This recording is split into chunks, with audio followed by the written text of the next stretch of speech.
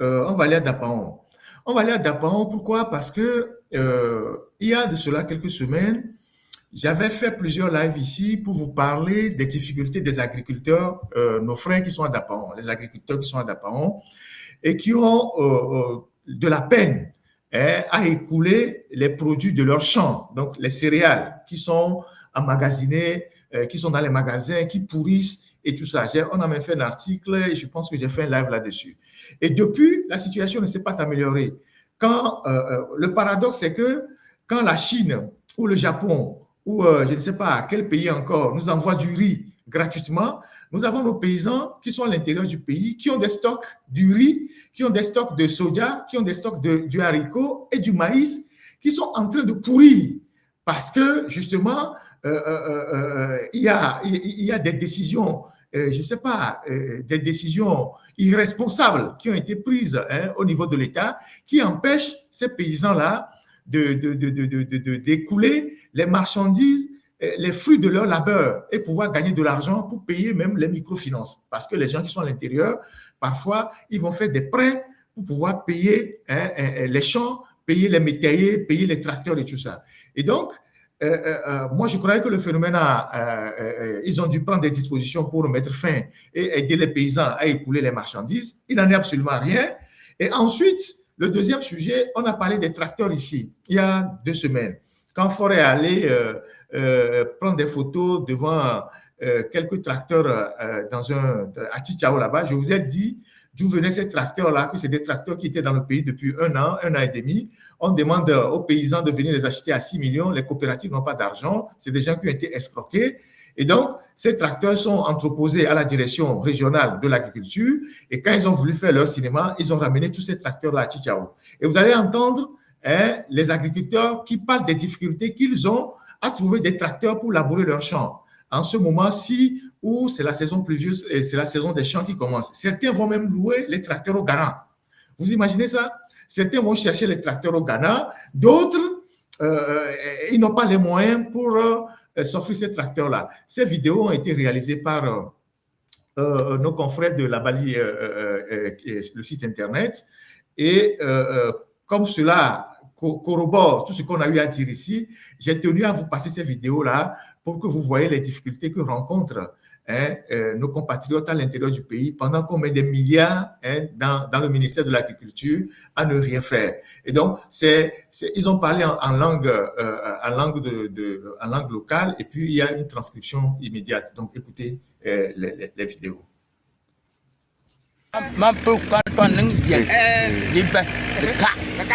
Tracteur que vous voyez. Tenang ambon ada ke so. Lembab mau bawa aja bon sanda ka fru ko wa. Et tout bateau ne. Ah to ko pa ba. To ba bi. Ikul be. To ko sina. Sina bi. Atel anyale wonte masan. To wona dosa. An ke kombe na ganna. Malo do. Isan ke kombe na ganna. To ko na lela ke ba ko na na we. Oh, to ta na la hang pa ra gana. Gana bi. Le do ka pai boy. Da so to ko. Sai mun ga gani nyam bonne de so etar ne mun etala ba garana tuda informatum que le fruto di que inya mabanni marke ituna saligi le fruto de wa ta bana age mo na be na ko ko ba wa kwa ka ko tulawa le so mawa bina nga nyanka ako ba o ma bi ka nga le roe wa ma we bi bina nga afruwan kawana kembra bina pinta ke pa fruto da ka atumbe abendo ba to da kan telan ba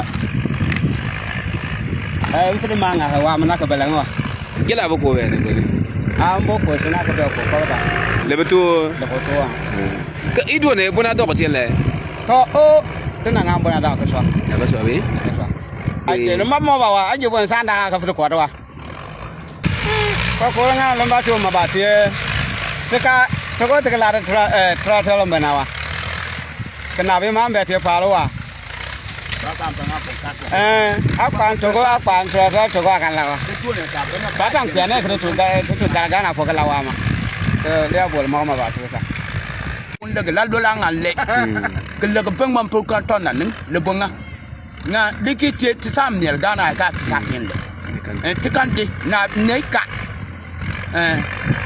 mode ke be ti ta tinde so yi yabr demba de temma ba pa aligi kuanga ti dum fumbul mbala aji sigba ka bud binyen lola ka bana nga wana money hectare tienne ti ta pan le ligri ye wa baba nga temi ti pan le ligri ye ti pon pan ya ti ti butin le mabrbe balga bunchen bana nga nya ko ba bi chamba bana nga nya ko mene ma ko pa bo hoy mo waya abana timna kon pam kwana ne bana ba ka ko bana anta nka fi one bana ma fi de mbombe nkon ko pa bon ko karatu ba te ba mbede tu yete nga ya ti ko pa nkwa ko pa ba na dinna nga ton te terka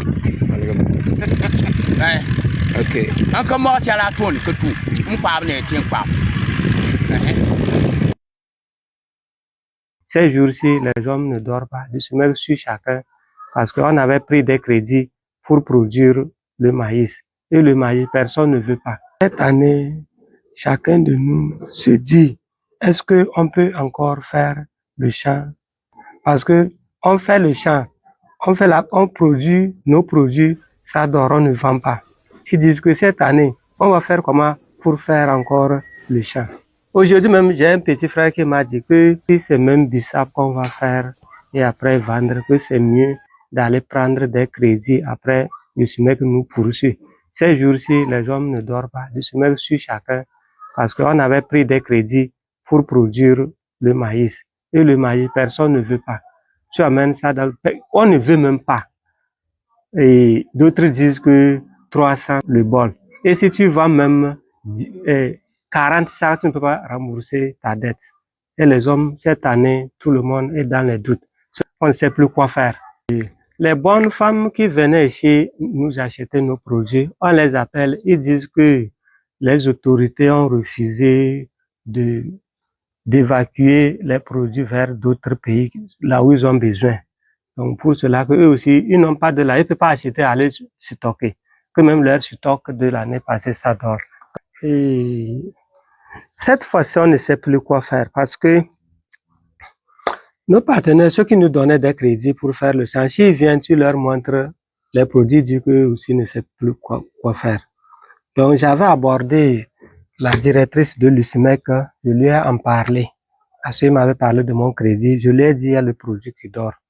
Lui aussi, il avait appelé une bonne femme vers Lomé, il disait, écoute, de laisser faire de maïs là.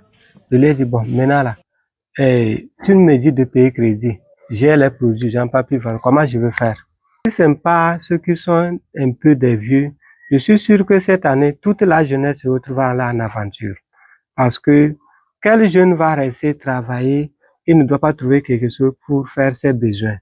Donc je pense que c'est les parents seulement qui vont rester dans les villages. Moi-même, c'est très étonnant parce que les autorités, je peux dire qu'ils ont oublié les cultivateurs du Togo, surtout dans la savane, ils nous ont oubliés. Pourquoi j'ai dit cela? Parce que il y avait un jour que le préfet sillonnait dans des cantons pour des rencontres, pour rencontrer la population. Et le jour J, nous sommes sortis massivement. Nous on pensait qu'ils vont donner la parole à chacun de dire ce qui est ses plaintes. Le jour J, ils ont dit que non, qu'ils sont occupés, ils ne veulent pas des questions. Et nous, on ne sait pas pourquoi on est sorti maintenant. Il ne nous a pas, lui a donné ce qu'il a. Il n'a pas reçu pour nous. Tu vois, parce que le jour même, les hommes ont avancé parler de ces méventes-là. Bon, ils ne nous ont pas écoutés. Je ne sais pas pourquoi. Ce que moi j'ai à leur dire, nous tous, nous sommes des Togolais. On veut le développement. Ils n'ont qu'à aussi voir notre cas. Je prie que le gouvernement même notre président du conseil des ministres n'a qu'à au moins mettre face vers les producteurs. Même si c'était possible, lui-même pouvait au moins faire des pas chez des producteurs pour voir la réalité qui se trouve à la base. Sinon, franchement, ici, non, nous sommes détruits. On ne vit plus. Parce qu'on dit qu'on est en paix, mais les producteurs ne vivent pas. Parce que tu dois prendre 18 100 francs pour aller acheter un sac d'engrais. Maintenant, pour vendre le sac de maïs, on te donne 12 500. 2 sacs de maïs pour avoir un sac d'engrais. Vous voyez que notre savane ici, les sols sont pauvres. Je prie beaucoup de voir le producteur aussi, comment on va faire pour vivre ensemble. On vit bien, nous on ne vit pas bien. Est-ce que c'est bon? La population aussi va diminuer parce que on comptait sur la jeunesse. Ceux qui ont la force vont fuir, laisser les vieux. Demain, est-ce que on peut trouver encore ceux qui vont travailler, on va manger? Donc, il faut que nos autorités voient dedans pour que les produits puissent sortir dans les meilleurs délais, pour que les cultivateurs aussi n'ont qu'à faire leur travail. Parce que nous, si on travaille. Donc, voilà le drame que vivent les paysans, les cultivateurs dans la région des savanes et certainement dans d'autres régions du Togo. Et c'est une région qui est déjà très affectée par ce que vous savez, donc le djihadisme et tout ça. Et c'est une région, l'une des régions, c'est la région la plus pauvre du Togo. Et donc aujourd'hui, les paysans ont produit, ont cultivé, ont produit, et les produits sont dans les magasins en train de pourrir. Comment vous pouvez imaginer que dans un pays où les gens ont faim, dans un pays où il y a la malnutrition, où les populations ont de la peine à manger 2 fois par jour, les paysans produisent et n'arrivent pas à écouler ça. Et les produits sont dans les magasins, dans leurs chambres en train de pourrir. Du maïs, du soja, du haricot, du mil, tout ça. Comment est-ce qu'on peut imaginer ça? Si ce n'est pas la faillite même de la gouvernance, que des gens produisent. Parce que l'agriculture, à ce que je sache, c'est 40% de l'économie. Donc, si les agriculteurs qui se battent déjà, qui vont faire des prêts pour pouvoir travailler à la force de leurs bras, ne peuvent pas jouir des produits de leurs efforts et que les jeunes soient obligés de quitter cette région-là et aller vers le Ghana, c'est quand même incroyable. Et ils l'ont dit, ils vont chercher les tracteurs au Ghana. Ceux qui ne sont pas trop loin de la frontière, c'est au Ghana qu'ils vont chercher les tracteurs pour venir labourer leurs champs.